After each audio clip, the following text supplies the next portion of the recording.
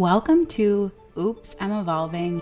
I'm Morgan, and this is the podcast where we take those big, mind-blowing spiritual concepts and break them down into the real life shit you can actually use. Because let's be honest, real growth doesn't happen in the highlight reel. It happens in the shadows, in the messy, uncomfortable WTF moments. So let's talk about it, air it all out, and level up. Hey, just a quick little message that as I was editing this episode, I heard my little baby girl coughing in the background a couple times, and she just didn't want to leave me alone, and I had an episode to make, so here we are. I was going to just leave it alone, and then I thought, wait, are they going to be wondering, like, what's going on at Morgan's house? And I didn't want to freak you out, so just thought I'd pop in and say that if you hear a small sound here or there, she's just my baby. And now we can get back to your regular pre-scheduled content. Today we're going to talk about the let them theory. Everyone is out here just saying, like, just let them, just let it go, just let it go. And by everyone, I mean me too. I cannot tell you how many times I have either received a reading, given a reading, just communicated with someone, and the gist of that has been you need to pull your energy back. This comes in human design. It comes out everywhere.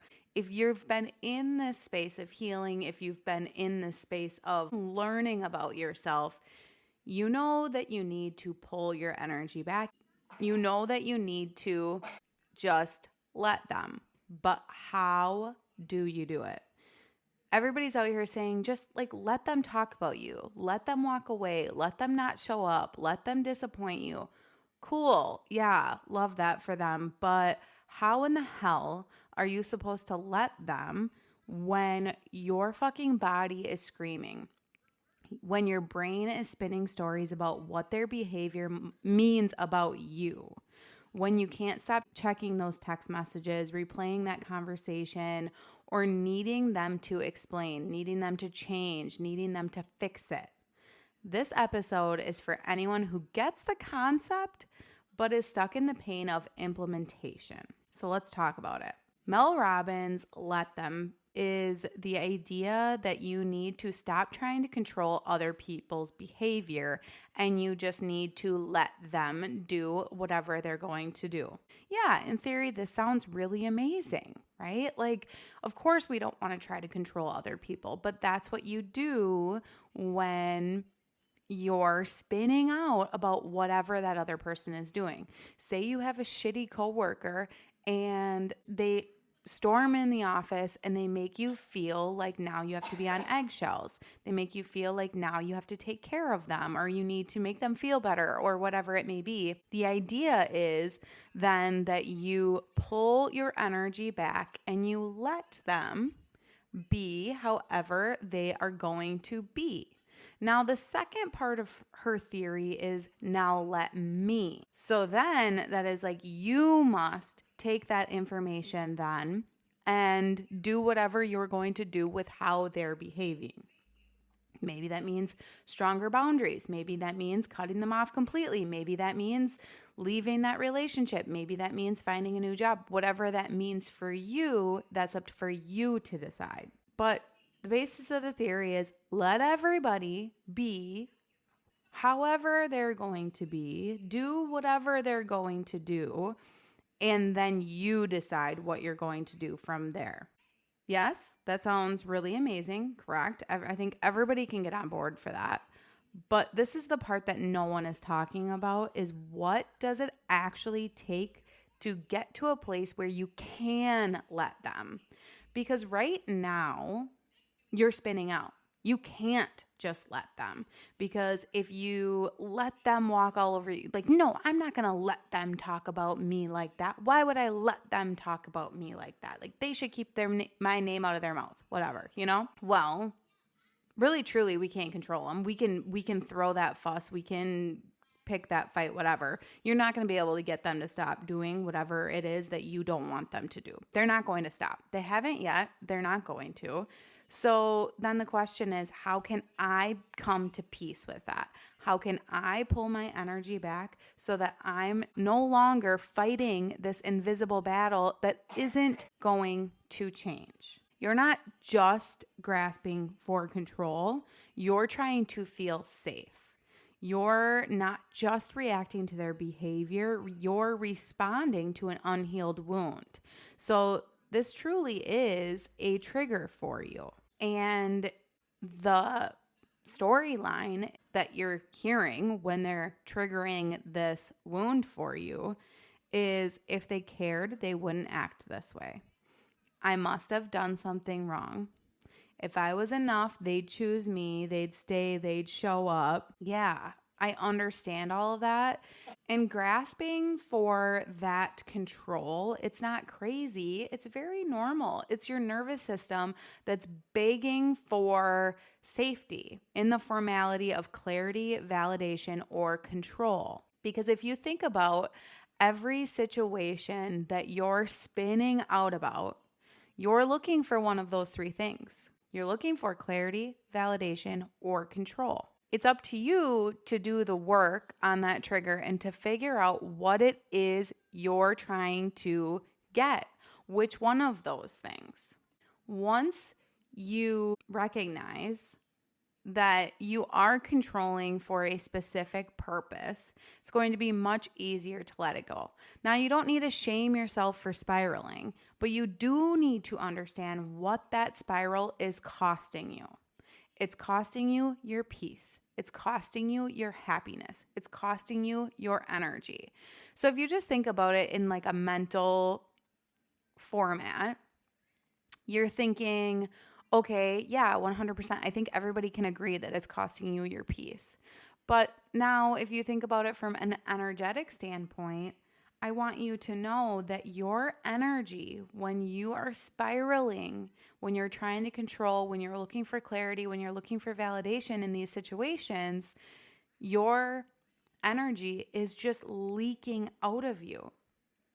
You are carrying all of this mental warfare, all of these burdens, all of these storylines that, for one, we don't know are true. And for two, they're just weighing you down. You are losing your everything. You're losing your energy. You're losing your zest. You are losing everything that is making you you. And instead, you are spiraling and spiraling and spiraling into bitterness, anger, frustration, all of those feelings that none of us love to feel.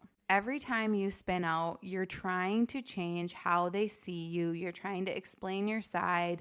You're monitoring their behavior. You're handing them your peace. You're literally putting your peace on a platter and saying, here, please take this from me. You're leaking your energy, your clarity, your creativity, and your nervous system regulation, all in the name of trying to feel like enough. So, what happens when you leak your energy, your creativity, your nervous system regulation, and your clarity? You burn out, baby. You start feeling stuck. You start feeling stagnant. You are just spinning out. And you're trading your expansion, your growth, your evolution for their approval. And it might not even be their approval. Maybe you're spinning out about a fight because you think that they treat you terrible and you demand that they treat you better. Well, they aren't going to. I'm really, really sorry. They're showing you over and over and over what they're capable and who they are.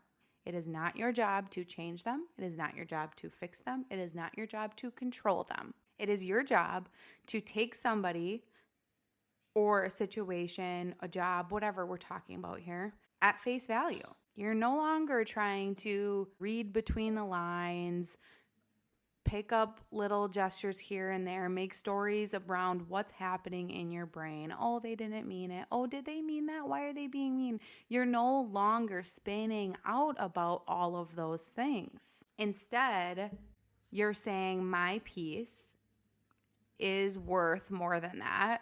And I need to let this go in order to love myself, to give myself peace. So if you find yourself obsessively checking your Instagram story to see if somebody watched it, rewatching it 17 times just to make sure that it sounds right, checking for that friend if she liked your last post because, she's the friend that never likes your post, whatever it may be, feeling physically sick when someone hasn't responded to you, feeling like you have to put on this coat of armor and puff out your chest because you feel like somebody has wronged you. Or maybe you feel like every time you walk into a room with a certain someone, you're walking on eggshells, you're reading their body language, you're trying to figure out what's going on in their mind. That's all ways that you're trying to control, look for clarity, or look for validation. Now, the real work with the let them theory can't happen until you have reclaimed your worth. You cannot let them until you know that you're safe, you're worthy, you're whole, no matter how they behave.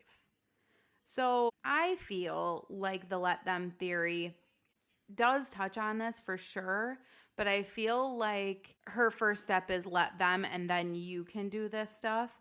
And in my opinion and in my practice with clients, people do not understand when you tell them to pull their energy back, when you tell them that they're giving their power away to a situation, when you tell them that they know they're spinning out, they know they're fucking crashing out about this subject, but they don't know how to let them.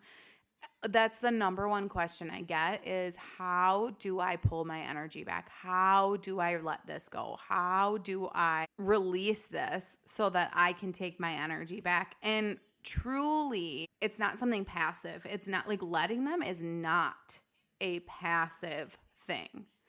Letting them is saying, I love myself enough to take my piece off of that platter and put it back into my body and know that I'm whole, I'm safe, I'm happy, I'm enough, regardless of what that person or situation does.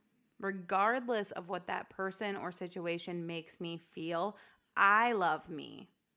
And that's enough. And I know how hard that is. So if this is something that you're grappling with, for fuck's sake, don't get down on yourself, because every single person has been, and will be where you are. So just because I have let go of situations or people or whatever it may be does not mean that I'm through the woods. It doesn't mean that I won't have to encounter something like this again and have to go through the uncomfortable and active process of letting them do whatever they're going to do so that I can move forward in a way that's for me. Because the thing is if you throw your hands up in the air and you're like, well, whatever, you know what? Fuck that person or fuck this job or whatever you want to do. And you're like, that's it. I'm done. I'm done. I'm done. I'm done. You're not letting them. Even if you are like, whatever, I don't care anymore. You do still care. You're saying that in your energy. You may block out of anger, or you may quit your job out of anger, or, draw this boundary that you've puffed out your chest and you've said, this is a boundary no one can cross. But you haven't done the work to actually let it go. Energetically, you are more fucking attached than ever. So that's what you really need to pay attention to, is the feelings of you in this situation. When you can let them go with love, when you can say, I think that this is where you can draw the correlation with like empathy is, you can look at that shitty coworker and you can say like, wow, it must be really, really hard for that person to be that emotionally unstable. Wow. It must be really, really hard for them, right? But I'm no longer going to read that person's body language. I'm no longer going to read that person's energy. I'm no longer going to read that person's texts or emails and spin this story about what they must be thinking about me. And I think you can apply this to anything. I'm just using this job as an example, but I think no matter what situation you're crashing out about, you can figure out how this applies to you. And you can just look at it with empathy. And first of all, then name how it's actually making you feel. Get to the root of it. Yeah, it's pissing me off because, they're being a bitch. Okay, let's get deeper than that. There's way more than that. Okay, it's triggering your self-worth. Got it. That's a good place to start. Well, I had a news flash for you. Sorry, this is a tough one, but your self-worth is not determined by anybody else but you. So if you have a wound there that's triggering your self-worth, actually you can say, wow, thank you. I did not know this was there. And this is for me to heal. And once you can look at that and you can say like, oh, okay, yeah, fine. Maybe that person is being shitty. I don't like the way that person makes me feel. I don't like the way that person makes me question myself. Okay, cool, got it. Yep, I'm glad that we're having this honest conversation with ourselves. But once again, my self-worth is up to me to decide and not up to them. So now I'm going to do the work around my worth. Because when you can realize that the story that you're telling about their behavior and how their behavior equals your worth, it's a lie that you've been conditioned to believe. So, for instance, you have a boyfriend that continues to cheat on you. Well, I mean, obviously, all of your friends are going to tell you to leave. But if you've ever been in that situation, you know it's really, really, really difficult because what that's doing is it's triggering your worth. And then actually, what you want to do is you then want to prove your worth to someone. So if you have low self-worth, you may not want to leave that situation because now you want them to see you. You want to prove your worth. So oftentimes, I mean, this cannot show up in such a dramatic way. It can show up in, that shitty coworker or that frenemy that you're keeping around. But if you grew up believing that that love had to be earned, that you had to fix it to feel okay, if you were trained to scan the room for a potential rejection so that you could like contort yourself and make yourself the perfect thing to not be rejected, if you were trained to be all of those ways, then yeah, letting go is going to be a lot harder for you. Letting them is about no longer abandoning yourself to keep your peace, to stay liked, or to avoid discomfort.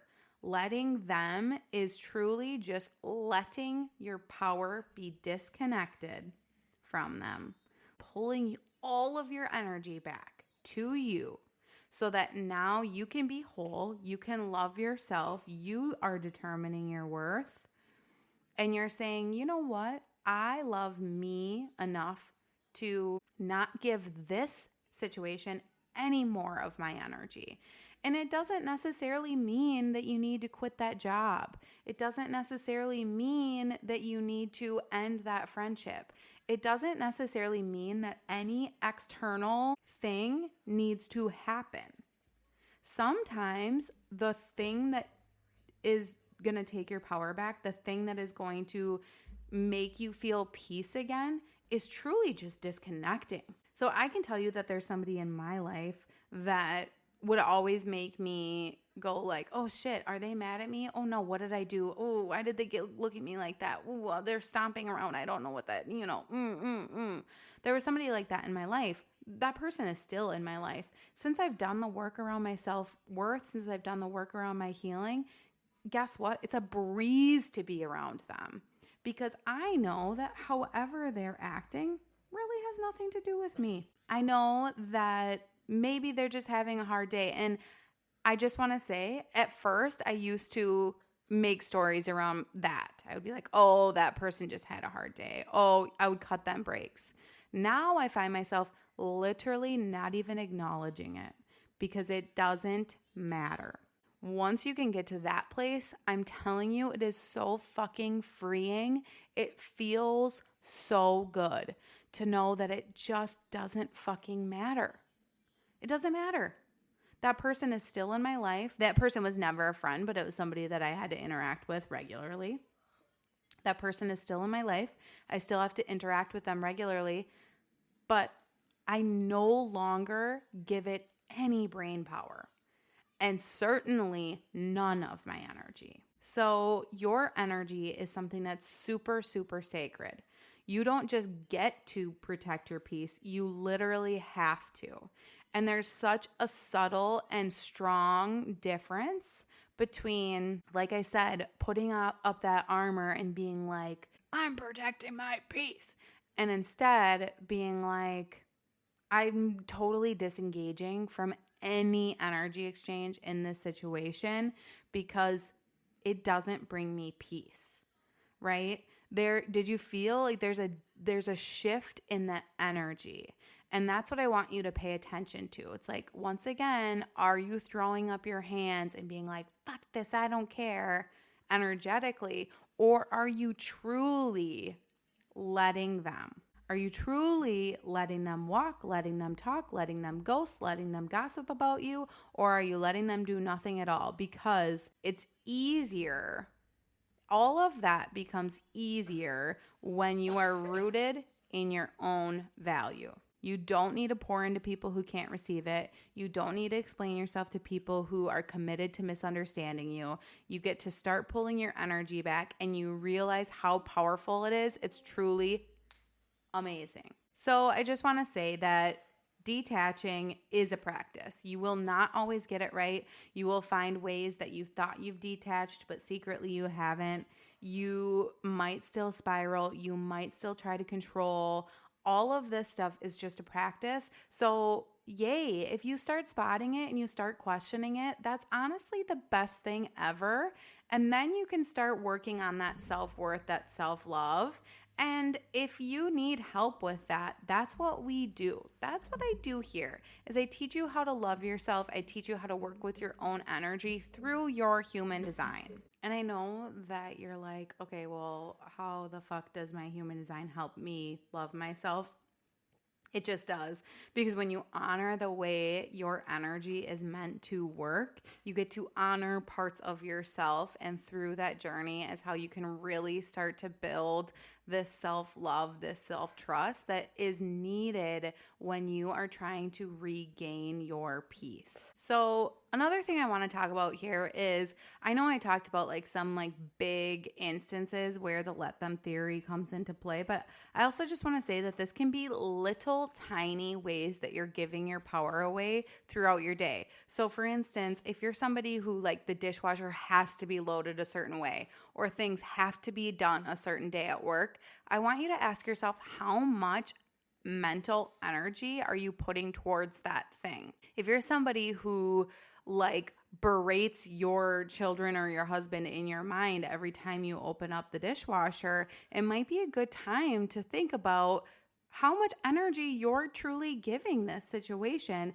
And if there's a way for you to get to a place where you can let them load the dishwasher however it works for them. Let them work on that project or work or that thing in a way that works for them, in a way that you can truly keep your happiness, your peace in the situation, and let them have the freedom and the mercy and show them the love and compassion to let them be whoever they want to be, however they want to be. So the let them theory doesn't always have to apply to like big, nasty, terrible situations in your life. It can apply to every single area that makes you spin out, that causes you to lose your peace, that causes you to create narratives and things in your brain, anything that's sucking up your energy. So letting them truly means that you get to return to yourself, because when your energy is actually in your body, you get to focus on you. So let's just do a little self-worth check for you right this second. If you catch yourself spiraling about something, if you catch yourself refreshing, stalking, rehashing, fixing, stop and ask yourself, if I fully knew my worth right now, what would I do instead? Would you text again? Would you keep explaining yourself? Would you hold on so tight to someone who clearly isn't choosing you back? Would you hold on so tight to something that matters so little that it's causing you like this mass emotion? No. You'd breathe deeper, you'd walk taller, and you'd unhook your energy because your worth doesn't negotiate for breadcrumbs. So you choose one action today that says, I matter more. Maybe it's deleting that draft message. Maybe it's going outside without your phone. Maybe it's pouring all of that obsessive energy into a creative project or taking a fucking nap. Whatever it is, make it small, make it today, because every time you choose yourself, you reclaim a piece of your energy that you've scattered for whatever reason, whatever it is that you're trying to prove. You get to focus on your healing. You get to focus on your joy. You get to focus on your excitement. And your heart no longer gets to be held hostage by somebody else's capacity. And that's liberation, my friends. So let them do whatever they do. And you get to stay soft, you get to stay grounded, and you get to stay powerful because you have taken your power back. And now you're going to make the moves that make you happy, that make you feel at peace, that make you excited. So if this episode hit you in the gut in the best way, please share it with a friend you always spiral with or screenshot and tag me at Unfiltered Growth Co. I want to know what you're letting go of. You're evolving and it's freaking beautiful. All right, that's it for today's episode of Oops, I'm Evolving. Thanks for hanging out and diving into the messy, real shit with me. If you're loving the vibe, make sure to follow the podcast, leave a review, and find me on socials to keep the conversation going. Remember, growth isn't always pretty, but damn, it's worth it. Catch you next time.